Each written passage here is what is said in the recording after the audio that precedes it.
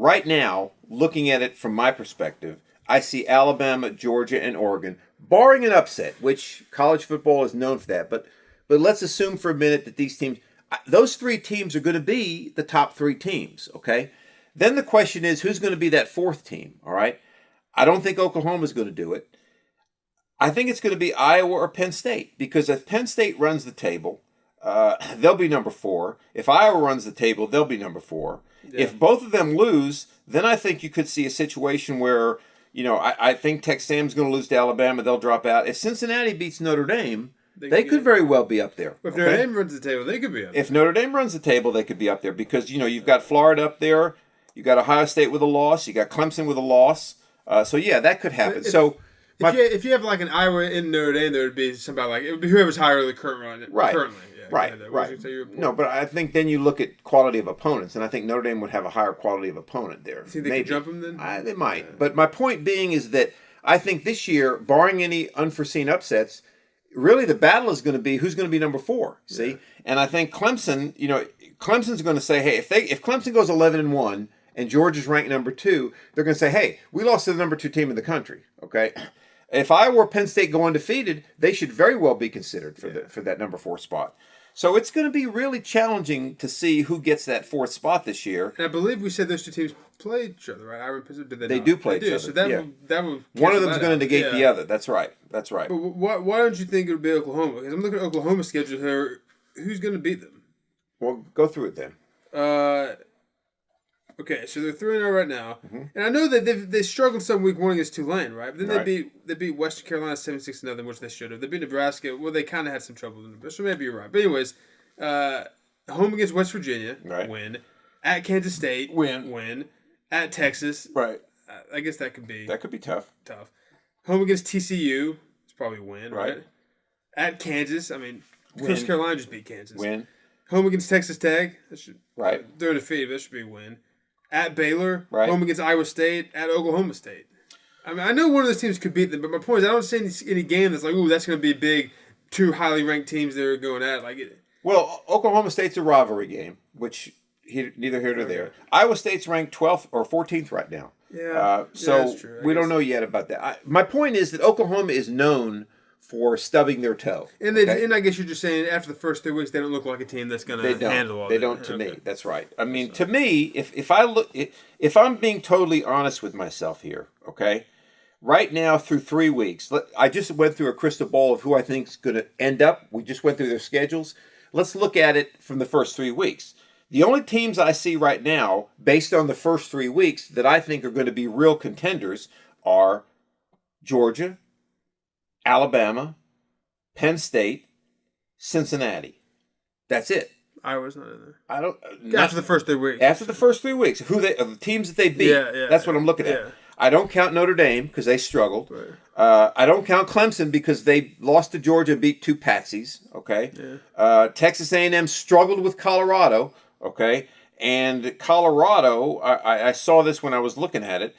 Texas A&M, who says that they want to talk about themselves to be the class of the SEC and that they can beat Alabama, but they struggled with Colorado. And let me see if I can find that real quickly here. Let me see. What are you looking for? Oh, Minnesota beat Colorado 30-0. Okay. So here's a team, Texas A&M, in the SEC that struggled with Colorado. Minnesota went to Colorado and beat them 30-0. Okay. So that's why I say I don't count Texas A&M. So, based on the first 3 weeks of the season, the teams that I look at right now are Alabama, Georgia, Oregon, and Penn State. Those are the teams I think have taken care of business the best way so far. And you said who you thought the top 3 were going to be at the end of the year and who was vying for the 4th. Make a prediction, who's going to be the 4th team? I say Penn State. I say Penn State because if they beat Iowa and Ohio State, they're in. All right. And that's what I'm saying. Do you think they will? Make a prediction. Who do you think will be the 4th team? I think they will. I think they'll go. I think they'll go. Well, here's what I think. Well, then again, though, I think they're going to beat Iowa, and I think they're going to lose to Ohio State. I don't know why I feel that. Well, then again, though, I've got Oregon, though. I forgot about Oregon. Oregon's in the top 3. You know what? I take that back. I forgot about them. I think Oregon's going to be the 4th team because we've seen they play nobody.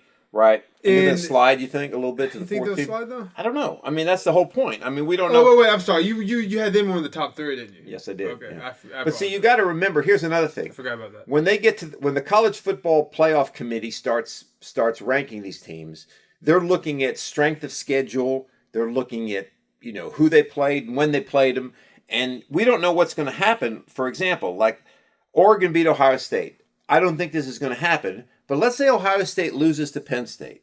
Okay, Actually, 2 losses. Become a tougher. That win doesn't look as impressive as it did early on, right? Okay.